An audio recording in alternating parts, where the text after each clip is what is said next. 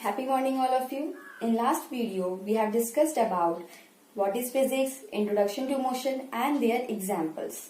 So now let's move on. How will you define a motion? Motion is defined as a change in position with time with respect to stationary object taken as a reference point. Understood? So now you can see here ball. When ball moves from this corner of the table to this corner of the table, what is changing? Its position and time with respect to reference point. Here, what is reference point? Now let's understand reference point with the example of bottle and ball. We see a ball here in front of bottle. Now after a few seconds, and here is a bottle is a reference point. After a few seconds, when ball moves, its position is changed. It is at another corner of the table, that is quite far away from this bottle. So this means that objects continuously changing its position with respect to reference point. Here bottle is reference point.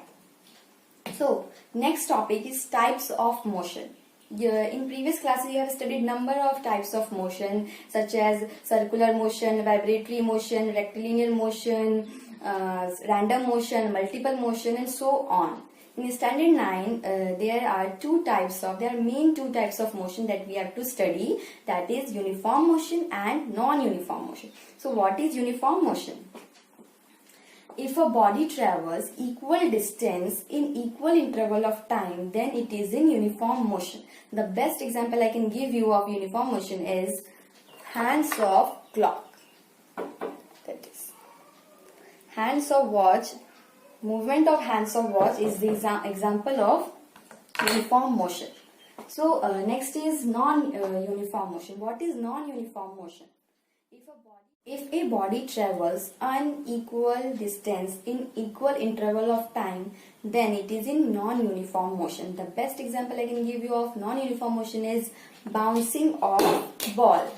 You can see this is an example of non-uniform motion. And movement of asteroid, the running horse is all are the examples of non-uniform motion. Understood? Next topic is physical quantity. That is most important topic of whole physics. Physical quantity. What is physical quantity? Anything that can be measured is called physical quantity.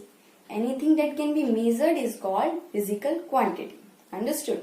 Physical quantity are of two types, scalar quantity and vector quantity. What is scalar quantity? Those quantity which have only magnitude and no direction is called scalar quantity. What is the meaning of magnitude?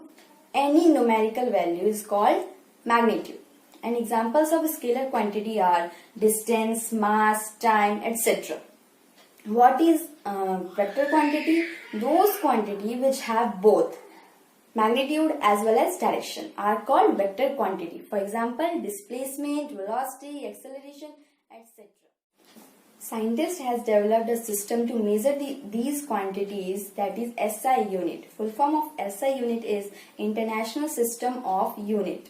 The standard unit of length, mass and time in SI unit is meter, kilogram and second. This system is also called MKS system. M for meter, K for kilogram, S for second.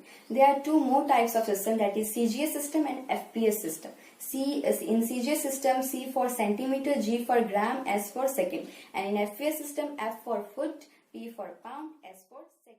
Some important physical quantities and their units you must memorize, that are SI unit of length is meter, SI unit of mass is kilogram, SI unit of time is second, SI unit of current is ampere, SI unit of luminous intensity is candela, SI unit of temperature is Kelvin, SI unit of amount of substance is mole.